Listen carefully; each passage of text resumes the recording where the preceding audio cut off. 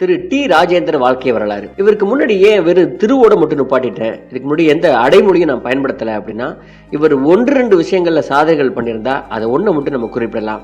இவர் செய்த சாதனைகள் ஏராளம். ஒரு இயக்குனராக, நடிகராக, தயாரிப்பாளராக, பாடல் எழுதுபோதில், பாடல் இசையமைப்பதில், கலை இயக்குனராகவும் இவர் சினிமா துறையில தொடாத ஏரியாவே இல்லைன்னு சொல்லலாம்.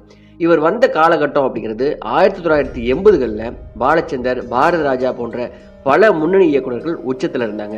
ஒரு புறம் இசைஞானி இளையராஜா புகழோட உச்சத்தில் இருந்திருந்தார். இன்னொரு பக்கம் நடிப்புல சூப்பர் ஸ்டார் ரஜினிகாந்தும் கமல்ஹாசனும் வேகமாக முன்னேறி புகழோட உச்சத்தை அடைந்திருந்தார்கள். இப்படி மும்முனை தாக்குதல்கள் நிறைந்த இடத்துல தனி ஒரு இளைஞனாக சினிமாவுக்குள் நுழைந்து இந்த எல்லா ஏரியாக்களையும் அடித்து துவம்சம் செய்தவர் தான் டி ராஜேந்தர். அப்படிப்பட்ட இந்த டி ராஜேந்தர் யாரு, எந்த ஊரை சார்ந்தவர், இவர் சினிமா துறைக்கு எப்படி வந்தார், இந்த சினிமா துறையில் செய்த சாதனைகள் என்ன அப்படின்னு இவருடைய வாழ்க்கையில ஏகப்பட்ட தன்னம்பிக்கை தரும் விஷயங்கள் நிறைந்து கிடக்கிறது. அவைகள் எல்லாவற்றையும் இந்த வீடியோவில் பார்க்கலாம். இது RS ராஜா டாக்கீஸ். இதுவரை இந்த சேனலை நீங்கள் சப்ஸ்கிரைப் பண்ணலன்னா சப்ஸ்கிரைப் பண்ணிட்டு ஒரு லைக்கையும் போட்டுவாங்க. நம்ம டி ராஜேந்திர அவருடைய வாழ்க்கை வரலாறு பார்க்கலாம். டி ராஜேந்தர் அவர்கள் 1955 மே 9ஆம் தேதி மயிலாடுதுறை இளையாலூரில் பிறந்திருக்கிறார். பிறப்பிலேயே பன்முக திறமையாளரான டி ராஜேந்தர் அவர்கள் இவருடைய கல்லூரி காலத்திற்கு பின்பு சினிமாவில் இயக்க வேண்டும் அப்படிங்கிற கனவோட சென்னைக்கு வந்திருந்திருக்கிறார். பெரிய போராட்டங்களுக்கு பின்பு 1980களில் அந்த அதிசயமான சினிமா கதவு இவருக்கு திறந்து கொண்டது. 1980களில் தமிழ் சினிமாவில் நிறைய புரட்சிகள் நடந்திருக்கிறது. ஆனால் டி ராஜேந்தருக்கு நிகராக இன்னொருவரை அந்த புரட்சியாளர்களை சொல்லவே முடியாது. ஒரு நவீன அலையையே உண்டாக்கி வரலாற்றில் இடம் பிடித்திருக்கிறார். 80களில் இளைஞர்களாக இருந்தவர்களிடம் ஒருதலை ராகம் படத்தை பற்றி கேட்டால் அவர்கள் கதையாக TRுடைய அருமை பெருமைகளை சொல்லுவார்கள். மிகப்பெரிய ஹிட்டு கொடுத்த திறமையான இயக்குநர்களும் மிகப்பெரிய வசூலை வாரி குவிக்கக்கூடிய திறமையான நடிகர்களும் 1980களில் முன்னேறி இருந்த காலகட்டத்தில் தாடி வைத்த ஒரு இளைஞன் எல்லா புதுமுக நடிகர்களை அறிமுகப்படுத்துறேன், எனக்கு ஒரு படம் வாய்ப்பு கொடுங்க அப்படின்னு சொல்லி ஒரு சின்னதாக படம் எடுக்கிறதுக்காக கமிட் ஆகி முதல் நாள் பூஜை நடந்திருக்கிறது. சுற்றி இருந்தவங்கலாம் இந்த டீம் எப்படி ஜெயிக்கும் அப்படின்னு வேடிக்கை பார்த்து கொண்டிருந்த பொழுது அந்த பூஜையை போட்ட ஐயர் சொல்லியிருக்கிறாரு, படம் சூப்பர் ஹிட் ஆகி கோடியாக பணம் கொட்டணும் அப்படின்னு. சுற்றி இருந்தவங்கலாம் அந்த ஐயர் சொன்னதை கேட்டு தன்னுடைய முகத்தில் இருந்த சிரிப்பை மறைத்து கொண்டு டி ராஜேந்திர ஏளனமாக பார்த்திருந்திருக்கிறார்கள். படத்தில் நடித்தவர்கள ஒரு முகம் கூட தெரிந்த முகம் கிடையாது. படப்பிடிப்பு ஒழுங்காக நடந்து முடிந்து சிக்கல் எதுவும் இல்லாம திரையரங்குல சொன்ன தேதியில வெளியாகுமா அப்படிங்கறதே மிகப்பெரிய சந்தேகம். எந்த நிலையில படம் சூப்பர் ஹிட் ஆகி கோடிக்கணக்கில் பணம் கொட்டணும்னு ஒருத்தர் வாழ்த்துறாரு, காமெடி பண்றாரு அப்படி சொல்லி அந்த இடத்துல இருந்த அத்தனை பேருமே சிரித்திருக்கிறாங்க. இப்படி சிரித்தவர்கள் யாரும் எதிர்பாராத விதத்துல அந்த வாக்கு பழித்திருக்கிறது. தான் மிகப்பெரிய ஜாம்பவான் அப்படிங்கிறத நிரூபித்திருக்கிறார் டி ராஜேந்தர்.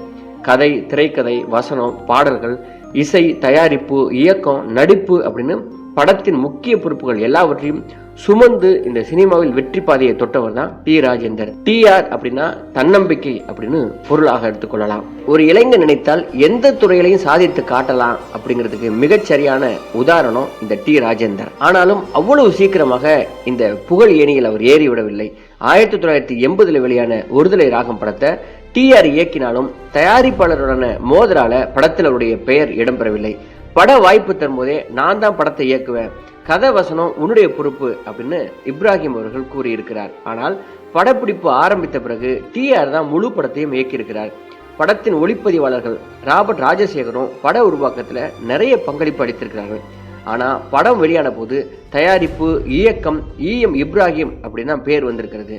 ஆனால் காலம் ஒருதலை ராகம் படத்தின் இயக்கத்துக்கான பொறுப்பையும் மதிப்பையும் TRக்கே வழங்கியது. இதுல இன்னொரு சர்ச்சையும் இசையமைப்பில் ஏற்பட்டிருக்கிறது. படப்பிடிப்பு முடிந்த பிறகு படம் வெளியாவதில் நிறைய தாமதமும் ஏற்பட்டிருக்கிறது. பண பிரச்சனைகளால் திட்டமிட்ட தேதிகளில் வெளியிட முடியாத நிலையும் உருவாகி இருக்கிறது. 100க்கு மேற்பட்ட பிரிவியூ காட்சிகளில் படத்தை போட்டு காட்டியிருக்கிறார் தயாரிப்பாளர். படத்தை பார்க்க வந்த எல்லாரும் காரி துப்பி இருக்கிறாங்க. நம்பிக்கையாக யாரும் ஒரு 4 நல்ல வார்த்தைகளை கூட கூறவில்லையா. பல்வேறு சிரமங்களுக்கு மத்தியில் இந்த படம் ஜெயிக்காது, ஏதோ எடுத்துட்டோம், ரிலீஸ் பண்ணுவோம் அப்படிங்கிற மனநிலையில தான் அந்த தயாரிப்பாளர் படத்தை ரிலீஸ் பண்ணியிருக்கிறார். படம் வெளியான பிறகு ரசிகர்கள் படத்தை அள்ளி நெஞ்சோடு அணைத்து கொண்டிருக்கிறார்கள். கல்லூரி இளைஞர்கள் எப்படி ஒரு படத்துக்காக இத்தனை வருடம் தவம் கிடந்தார்களோ அப்படி ஒரு படமாக அமைந்தது ஒருதலை ராகம். முழுக்க புத்தமுதிய படையுடன் களமிறங்கிய 26 வயதான TR கல்லூரி இளைஞர்களிடம் முதல் படத்திலேயே பேராதரவை பெற்றார். சொல்ல முடியாத காதலையே படத்தின் மையக்கருவாக வைத்து கதையை உருவாக்கியிருந்தார். கதாநாயகன் தங்களுடைய தயக்க உணர்வுகளை பிரதிபலித்ததால இளைஞர்கள் எல்லாரும் படத்தை தலைமை தூக்கி வைத்துக் கொண்டு கொண்டாடி இருக்கிறார்கள். ரவீந்தர் இந்த படத்துல தான் அறிமுகமானார். படம் தமிழகம் எங்கும் பரபரப்பை ஏற்படுத்த இன்னொரு காரணம் பாடல்கள். வாசமில்லா மலர் இது குழந்தை பாடும் இந்த படத்தில் இடம்பெற்ற எல்லா பாடல்களும் ரசிகர்களை ஈர்த்தது. காதல் படம் என்றாலும் அனைத்து பாடல்களையும் ஆண் பாடல்களை பாடினார்கள். மயிலாடுதுறையில் படமாக்கப்பட்ட இந்த படம் சோகமான முடிவை கொண்டிருந்தாலும் அது படத்துக்கு காவிய தன்மையை அளித்தது. புதுமுகங்கள் பங்களித்த படம் என்பதால் முதல் வாரம் குறைவான வரவேற்பு கிடைத்திருக்கிறது. ஆனா முதல் வாரத்தில் படம் பார்த்த கல்லூரி இளைஞர்கள் படத்தை மீண்டும் மீண்டும் பார்க்க வந்ததால அதிகமான திரையரங்குள்ள படத்தை திரையிட ஆரம்பித்திருக்கிறார்கள். முதல் வாரத்தை தாண்டிய பிறகு இதன் ஓட்டத்தை அடுத்த ஒரு வருடத்துக்கு யாராலும் தடுத்து நிறுத்த முடியவில்லை. படக்குழுவினர் தமிழகமெங்கும் சென்று படத்தை மேலும் மேலும் விளம்பரம் செய்தார்கள். பட வெற்றியில் ஒரு சோகம். வெற்றிக்கு முக்கிய காரணமான TR இன்று வரைக்கும் ஒருதலை ராகம் படத்தை பார்க்கவே இல்லையா. படம் வெளிவந்த போது டி ராஜேந்தருக்கு ஒரு தியேட்டருக்கு போய் படம் பார்க்க கூட கையில காசு இல்லையா. நண்பர் ஒருவர் 3ஆம் நாள் என்று இவரை அழைத்துட்டு போயிருக்கிறார். படத்தை இயக்கியவர் அப்படின்னு வேறொருடைய பெயர். இசை A.A. ராஜ், டி ராஜேந்தர் என்றெல்லாம் டைட்டில் கார்டில் வர கண்ணீருடன் திரையரங்க விட்டு வெளியேறி இருக்கிறார் TR. அந்த காயத்தால இன்று வரைக்கும் அந்த படத்தை நான் பார்க்கவில்லை அப்படின்னு பதிவு பண்ணியிருக்கிறார் டி ராஜேந்தர். இந்த படத்தில் நடித்த ரூபாவுக்கு ஒருதலை ராகம் ரூபா அப்படின்னு பெயர் கிடைத்தது. இதுல பவ்யமான பெண்ணாக நடித்ததால் பிறகு அவர் நடித்த எல்லா படங்கள்லையும் அதே போன்ற வேடங்களே அவருக்கு கிடைத்தது. அடுத்த 10 வருடங்களுக்கு மேலாக தமிழ் திரையுலகை இவர் ஆளப் போகிறார் அப்படிங்கிறத சொல்லாம சொல்லிவிட்டு போனதுதான் ஒருதலை ராகம் படம். இந்த படத்தில் நடித்த நடிகை உஷாவை பிறகு காதலித்து திருமணம் செய்து கொண்டார் TR. டி ராஜேந்தர் வெற்றி பெற்ற இயக்குனராக இருந்த காலகட்டத்தில் ஒரு பத்திரிகையாளர் அவரை பார்த்து இன்னொரு ஒருதலை ராகத்தை நீங்க எப்ப தருவீங்க அப்படின்னு TRயிடம் அவர் கேட்கும் பொழுது அவர் சொன்ன பதில், ஒரு பெண் ஒரு முறைதான் பூப்படைவாள், ஒருதலை ராகம் ஒரு முறைதான் எடுக்க முடியும் அப்படின்னு பதிலளித்திருக்கிறார். 2வது படமாக டி ராஜேந்திரன் எடுத்த படம் வசந்த அழைப்புகள். இதற்கு இயக்கம் TR தான். முதல் படத்தில் கிடைத்த வெற்றியை TRஆல் தக்க வைத்துக் கொள்ள முடியவில்லை. ஒருதலை ராகம் படத்தின் இயக்கம், இசை குறித்து ஏராளமான சர்ச்சைகள் இருந்ததால அவற்றையெல்லாம் உருவாக்கியது நான் தான் அப்படின்னு உலகுக்கு நிரூபிக்க வேண்டிய கட்டாயம் TRக்கு ஏற்பட்டிருக்கிறது. அதுதான் ரயில் பயணங்களில் ஒருதலை ராகம் படத்தை நகல் எடுத்தது போலவே அமைந்தது. அந்த படத்தின் திரைமொழியும் யதார்த்தமான நடிப்பும் இதுல அமையாவிட்டாலும் வணிக அம்சங்களை சரியாக பயன்படுத்தி கொண்டார் TR. ராஜீவ், ஸ்ரீநாத், ஜோதி நடித்த இந்த படம் ஒருதலை ராகம் போலவே அமைந்ததால் அதற்கு அளித்த வரவேற்பையே இதற்கும் வழங்கினார்கள் ரசிகர்கள். வசந்த காலங்கள், வசந்தம் பாடி வர, வைகை ஓடி வர, ஆராதனை செய்யட்டுமா போன்ற பாடல்கள் ரசிகர்களை பெரிதும் கவர்ந்தது. இவர் 2வது பெரிய வெற்றியை அடைந்ததால் TRயின் பெயர் திரையுலகில் அழுத்தமாக பதிந்தது. ரயில் பயணங்களில் படத்தோட வெற்றியால இந்த ஒருதலை ராகம் நான் தான் எடுத்தேன் அப்படின்னு இந்த உலகுக்கு உரத்த குரல்ல சொன்னார் TR. கல்லூரி இளைஞர்களுக்காக படம் எடுத்து வந்த TR சீக்கிரமே தனது பாதையை மாற்றிக்கொண்டு பெண்களையும் கவர ஆரம்பித்தார். பல பொறுப்புகளை சுமந்து கொண்டாலும் வேகம் மட்டும் குறையவே இல்லையா. தங்கைக்கோர் கீதம், உயிருள்ளவரை உஷா, உறவை காத்த கிளி என முதல் படத்தை இயக்கியதிலிருந்து அடுத்த 4 வருடங்களுக்குள் கடகடவென்று நிறைய படங்களை இயக்கினார். உறவை காத்த கிளி படத்தில் ஜீவிதாவை அறிமுகம் செய்தார். பத்மா என்கிற அவருடைய பெயரை ஜீவிதா என மாற்றினார். இதுல தான் சிலம்பரசன் குழந்தை நட்சத்திரமாக அறிமுகமானார். 1983 2 சூப்பர் ஹிட் படங்கள் அளித்தார் TR. கங்கா, நளினி, TR நடித்த படம் தான் உயிருள்ளவரை உஷா. சிவகுமார், நளினி, ஆனந்தபாபு நடித்த படம் தங்கைக்கோர் கீதம். இந்த படத்தின் மூலம் தயாரிப்பாளராகவும் உயர்ந்தார். இந்த 2 படங்களும் மற்றும் இதன் பாடல்களின் வெற்றிகள் TRயின் புகழை மேலும் மேலும் உயரத்துக்கு கொண்டு சென்றன. தமிழில் 1 வருடம் வரை ஓடிய உயிருள்ளவரை உஷா படம் ஆந்திராவில் டப் செய்யப்பட்டு அங்கு 2 வருடங்கள் ஓடி இருக்கிறது. எப்படி இத்தனை திறமைகள் இவரிடம் உள்ளன, எல்லா வேலைகளையும் செய்ய இவருக்கு நேரம் எங்கிருந்து கிடைக்கிறது அப்படின்னு ரசிகர்களை மட்டும் இல்லாம திரையுலகினரையும் வியக்க வைத்திருக்கிறார் TR. அண்ணாமலை பல்கலைக்கழகத்தில் இவர் படித்த போது ரஜினிக்கும் கமலுக்கும் பெரிய ரசிகராக இருந்தார் TR. ஆனால் 80களின் மத்தியில் அவர்களுக்கு இணையான புகழை தானும் இவர் அடைந்திருக்கிறார். அடுத்த பெரிய வெற்றி 1986 மைதிலி என்னை காதலி படத்தில் இவருக்கு கிடைத்தது. ஒருதலை ராகம் படத்தில் சங்கர் ரூவா, ரயில் பயணங்களில் ஸ்ரீநாத் ஜோதி, உயிருள்ளவரை உஷா படத்தில் கங்கா நளினி, தங்கைக்கோர் கீதம் படத்தில் சிவகுமார் நளினி என பலவிதமான ஜோடிகளை TRயின் படங்களில் பார்த்த ரசிகர்களுக்கு TR அமலா ஜோடி மிகவும் வித்தியாசமாக அமைந்தது. TR அமலாவை விரும்பாவிட்டாலும் அமலாவின் கவித்துவமான காதலை ரசிகர்கள் மிகவும் ரசித்தார்கள். பரதநாட்டியம் தெரிந்தவர் தான் கதாநாயகியாக நடிக்க வேண்டும் அப்படிங்கிறதால சென்னை கலாஷேத்ராவில் படித்துக் கொண்டிருந்த அமலாவை பார்த்த நொடியில தேர்வு செய்தார்களாம் டிஆரும் அவரது மனைவி உஷாவும். டிஆர், அமலா, ஸ்ரீவித்யா நடித்த இந்த படத்துல அழகான காதல் காட்சிகளும் பாடல்களும் படத்தின் வெற்றிக்கு முக்கியமான காரணமாக அமைந்தது. ஒவ்வொரு படம் வெளியாகும் போதும் அதற்கு கிடைக்கும் ஆதரவால திரையுலகை அசைத்து பார்த்தார் டிஆர். 1987 டிஆர் அளித்த இன்னொரு சூப்பர் ஹிட் படம் ஒரு தாயின் சபதம். டிஆர், சாருகாசன், ஸ்ரீவித்யா நடித்த இந்த படத்தை பெண்களின் ஆதரவு வழக்கத்தை விட அதிகமாக இருந்திருக்கிறது. வழக்கறிஞர் வேடத்தில் அடுக்குமொழி வசனங்களை பேசி அசத்தினார் டிஆர். 1987 எம்ஜிஆர் ஆட்சியின் போது தைரியமாக ஒரு தாயின் சபதம் வெற்றி விழாவுக்கு கருணாநிதியை அழைத்தார் டிஆர். அப்போது திமுக உறுப்பினராகவும் இருந்தார். அந்த விழாவில் 33 வயது டிஆரை என் தம்பி டி ராஜேந்தர் எண்ணில் பாதி என்று பாராட்டியிருக்கிறார் கலைஞர் கருணாநிதி. 1987 ரஜினி, கமல் எல்லாம் உச்சத்தில் இருந்தார்கள். இன்னொரு பக்கம் மோகன் தொடர்ந்து ஹிட் படங்களை நடித்து கொண்டு வந்தார். தமிழ் சினிமாவே பலவிதமான மாற்றங்களுக்கு உட்பட்டு வர ஆரம்பித்தது. இந்த மாற்றங்கள்ல டிஆரின் படங்களுக்குன்னு ஒரு தனி இடம் இருக்குது. ரஜினி, கமல் படங்கள் வெளிவரும்போது இருந்த எதிர்பார்ப்பு டிஆர் படங்களுக்கும் இருந்திருக்கிறது. தனக்கென்று ஒரு வழி அமைத்துக் கொண்டு எந்த விமர்சனங்களையும் சட்டை செய்யாமல் தனக்கு தோன்றிய கதையை படமாக எடுத்து அதை மக்களிடமும் வெற்றிகரமாக கொண்டு சேர்த்திருக்கிறார் டிஆர். இந்த காலகட்டத்தில் தான் இசைஞானி இளையராஜா ஒரு சுனாமியை போல மக்களை வாரி சுருட்டி கொண்டிருந்த அந்த நேரத்தில் தன்னால் இந்த இளையராஜாவை தாண்டி மக்களிடம் போய் சேர முடியும் அப்படின்னு நிரூபித்தவர் டி ராஜேந்தர் அவர்கள். இவருடைய இசை ஆல்பத்துக்கென்று தனி மார்க்கெட்டே இருந்ததாகவும் சொல்லுகிறார்கள். தாய்மகனுடைய ஆதரவை மேலும் வலுவாக்குவதற்காக டிஆர் இயக்கிய மற்றொரு படம் என் தங்கை கல்யாணி. டிஆர், சுதா, ஸ்ரீவித்யா, எஸ் நடித்த படம்.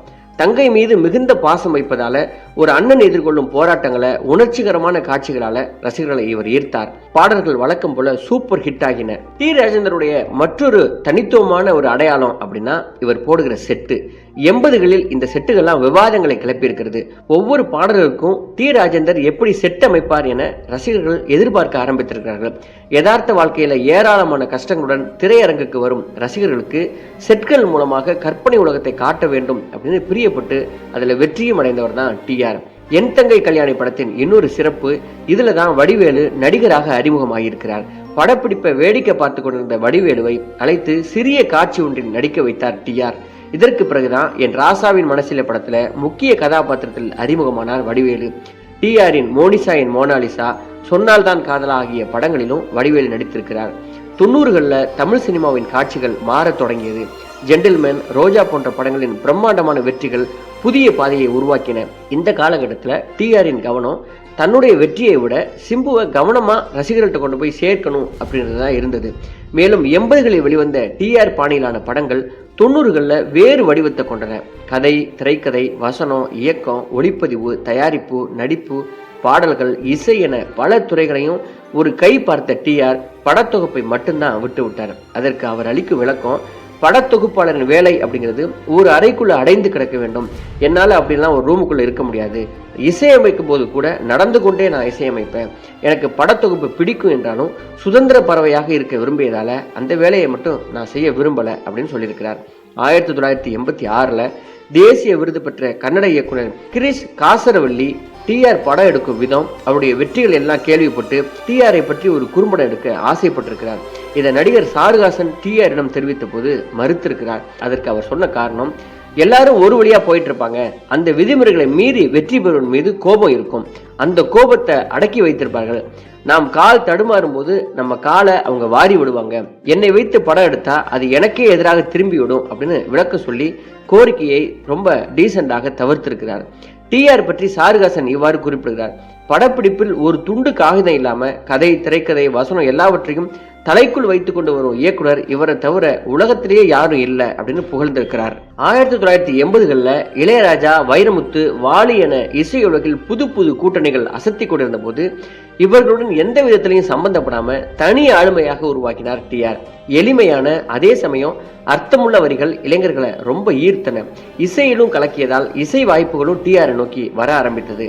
இயக்குனராக, நடிகராக, இசையமைப்பாளராக, கதாசிரியராக என டிஆர் கை வைத்த எல்லா துறையிலையும் அவருக்கு தோல்வி என்பதே கிடையாது. அதே போல டிஆர் பாடல்கள் என்றால் அது பற்றி பல மணி நேரம் பேசக்கூடியவர்கள் இன்றைக்கும் உள்ளார்கள்.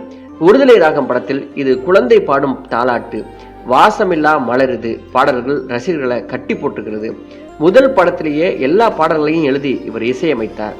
என் கதை முடியும் நேரம் இது, நான் ஒரு ராசியில்லா ராஜா, அட மன்மதன் ரட்சிக்கணும், கடவுள் வாழும் கோவிலிலே கற்பூர தீபம், கூடையிலே கருவாடு, கூந்தலிலே பூக்காடு என 7 பாடல்களையும் சூப்பர் ஹிட்டாக இவர் மாற்றியிருக்கிறார். ஒருதலை ராகம் என்பது காதல் படம். அதுல பெண் குரலே இடம்பெறாமல் அதிலும் புதுமை செய்திருக்கிறார். ஒருதலை ராகம் படத்தின் டிஆரின் பங்களிப்புல நிறைய சர்ச்சைகள் உள்ளதால தன்னுடைய திறமை வெற்றிகளை மீண்டும் நிரூபிக்க வேண்டிய நிலைமைக்கு ஆளான டிஆர் ரயில் பயணங்கள்ல அந்த வாய்ப்பை இவர் நிரூபித்தார். வசந்தம் பாடி வர, வைகை ஓடி வர, அமைதிக்கு பெயர்தான் சாந்தி, வசந்த காலங்கள், இசைந்து பாடுங்கள் என படத்தின் அனைத்து பாடல்களையும் சூப்பர் ஹிட்டாக்கி நான் தான் அந்த படத்துக்கு இசையமைத்தேன் அப்படிங்கிறத ரொம்ப உரத்த குரல்ல சொன்னவர் தான் டிஆர். பெண் குரலில் ஒரே ஒரு பாடல், வசந்தம் பாடி வர பாடலை ஜானகி பாடியிருந்தார். மோகன் பூர்ணிமா நடித்த கிளிஞ்சர்கள் படத்துக்கு இசையமைத்து அதிலும் வெற்றியை நாட்டினார் டிஆர். விழிகள் மேடையாம் பாடல் பட்டி தொட்டி எங்கும் ஹிட்டானது. இதன் பிறகு தான் இயக்காத பல படங்களுக்கும் இவர் இசையமைத்தார்.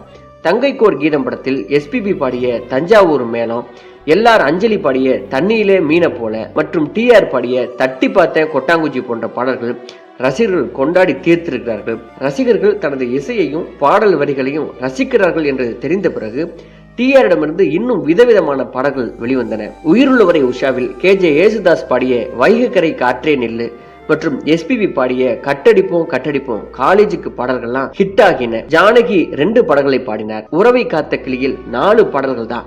யேசுதாஸ் பாடிய எந்தன் பாடல்களில் நீ நீலாம்பரி பாடல் சூப்பர் ஹிட் ஆனது. பூக்களைத்தான் பறிக்காதீர்கள் இந்த பாடல்களை யாரால் தான் மறக்க முடியும். 1986 வெளியான இவரது படத்தில் மலேசியா வாசுதேவன் பாடிய இந்த பாடலை யார் எப்பொழுது கேட்டாலும் அழாம இந்த பாடலை கேட்கவே முடியாது. 1986 வெளியான மைதிலி என்னை காதலிய படத்தின் பாடல்கள் அனைத்தும் super duper hit. Yesudas TR பாடிய அட பொன்னான மனசே, டிஆர் பாடிய என் ஆசை மைதிலியே, எஸ்பிபி பாடிய பொன்மானை தேடி, தண்ணீரிலே நானும் முந்தன் இந்த பாடல்கள் எல்லாம் ரசிகர்களை சிலிர்க்க வைத்திருக்கிறது. இளையராஜா இசையில ராஜாங்க நடத்திய காலகட்டத்தில் தன்னளவில் இன்னொரு ராஜானா அப்படின்னு சூப்பர் ஹிட் பாடல்களை கொடுத்து தொடர்ந்து தன்னுடைய தனி முத்திரையை பதித்து கொண்டிருக்கிறார் டிஆர். 90களில் தேவா எப்படி இசையமைப்பாரோ அப்படி இசையமைத்திருந்திருப்பார். விஜயகாந்த் நடிப்புல ராஜசேகர் இயக்கிய கூலிக்காரன் படத்துக்கு எஸ்பிபி பாடிய வச்ச குறி தப்பாது, எஸ்பிபி ஜானகி பாடிய குத்து விளக்காக இந்த பாடல்கள் படத்தோட வெற்றிக்கு பெரிதும் உதவி இருக்கிறது.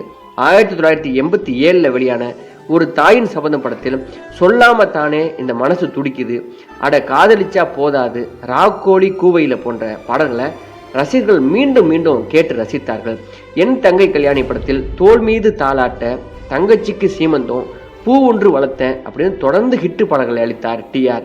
இந்த படத்தின் இசைத்தட்டு விற்பனையில சாதனை படைத்திருக்கிறது. அதற்காக இவருக்கு தங்க இசைத்தட்டு ஒன்றும் பரிசாக கிடைத்திருக்கிறது. 1983 தொடர் வெற்றிகள் தர ஆரம்பித்தார் இவர் தொடர்ந்து 7 படங்கள் இவரது இயக்கத்தில் மாபெரும் வெற்றி பெற்றிருக்கிறது. இந்த படங்கள் எல்லாம் கமல் ரஜினி படங்களையே மிரள வைத்திருக்கிறது. உயிருள்ளவரை உஷா படத்தை வாங்க முதல்ல விநியோகஸ்தர்கள் யாரும் முன்வரவில்லையா. பாடல்கள் நல்ல வரவேற்பை பெற்றும் படம் ஓடுமா அப்படின்னு தயக்கம் இருந்திருக்கிறது. பத்திரிகைகளும் ரொம்ப சுமாரான படம், ஒருதலை ராகத்தின் ஹேங் ஓவர் அப்படின்னு எழுதியிருக்கிறாங்க. எதிர்மறை விமர்சனங்களை பறக்க விட்டு படம் 175 நாட்களுக்கு மேல ஓடி மாபெரும் வெற்றியை பெற்றிருக்கிறது. நளினி இந்த படத்துல தான் முதல் முறையாக நாயகியாக நடித்தார். வைகைக்கரை காற்றே நெல்லு போன்ற பிரமாதமான பாடல்களை டிஆர் மக்களுக்காக தந்திருந்தார். தங்கைக்கோர் கீதம் படத்தின் மூலம் தான் ஆனந்த பாபுவின் நடன திறமை வெளிப்பட்டது. அதற்கு வாய்ப்பளித்தவர் டிஆர். இந்த படத்தில் டிஆர் அவர்கள் வாடா என் மச்சி, வாழக்கா பச்சி, உன் உடம்ப பிச்சி போற்றுவேன் பச்சி என்று அடுக்குமொழி பேசியபடி டிஆர் போடும் சண்டை காட்சிகள்லாம் கூஸ்பம் ரகம். டி ராஜேந்திரன் அவர்கள் பல்வேறு கோணங்கள்ல காதலை வித்தியாசமான முறையில தமிழ் சினிமாவிற்கு அளித்தவர். காதல் மட்டுமல்லாது தங்கை பாசம், தாய் பாசம், மகன் பாசம் அப்படின்னு குடும்பத்தை அடிப்படையாக கொண்ட காதலின் ஆழத்தை மக்களிடையே புகுத்தியவர் இவர். தற்போது இவருடைய மகன் சிம்பு அவர்கள் தமிழ் சினிமாவில் உச்ச நடிகர்கள் ஒருவராக இருந்து வருகிறார். இவருடைய மாபெரும் வெற்றியில டிஆருடைய பங்கு மிகப்பெரியதுன்னு தான் சொல்லணும். இவர் தன்னுடைய அரசியல் நிலைப்பாடாக திமுகவில் தன்னை இணைத்துக் கொண்டு அரசியல் பயணத்தை மேற்கொண்ட இவர் அதிலிருந்து விலகி சொந்த கட்சி தொடங்கி தற்போது வரை அதனை நடத்தி வருகிறார். தனி மனிதனாக தமிழ் சினிமாவில் நுழைந்து தன்னுடைய கடும் முயற்சியால் கொடிகட்டி பறந்தார். இவருக்கு என்று தனி ரசிகர்கள் கூட்டமே இருக்கிறது. இளைஞர்கள் மட்டும் அல்லாது பெண்கள் உட்பட குடும்பமாக இவரது படத்தை பலரும் பார்த்து ரசித்தார்கள். இவருடைய படத்தை பார்த்து விட்டு தேட்டரை விட்டு வெளியில வர்றவங்க அவங்க ட்ரெஸ் நனைகிற அளவுக்கு அழுது கொண்டே வருவார்களாம். அப்படிப்பட்ட பாசத்தை கொட்டி உணர்ச்சி குவியலாக இருக்குமா இவருடைய படம். அப்படிப்பட்ட படங்களை எடுக்கக்கூடிய ஒரு ஆகச்சிறந்த கலைஞர் தான் டி ராஜேந்தர் அவர்கள். சினிமாவின் பல்கலைக்கழகம் டி ராஜேந்தர் அப்படின்னா யாருமே அதை மறுக்க மாட்டாங்க. அப்படிப்பட்ட பன்முக திறமை கொண்ட டி ராஜேந்தர் அவர்கள் இன்றைக்கும் தனக்கு முக்கியத்துவம் தரக்கூடிய கதாபாத்திரங்கள்ல படங்களில் தொடர்ந்து நடித்து தன்னுடைய கலை பயணத்தை தொடர்ந்து கொண்டிருக்கிறார். இதுவே பன்முக திறமையாளரான திரு டி ராஜேந்திரன் உடைய வாழ்க்கை வரலாறு. நன்றி, வணக்கம்.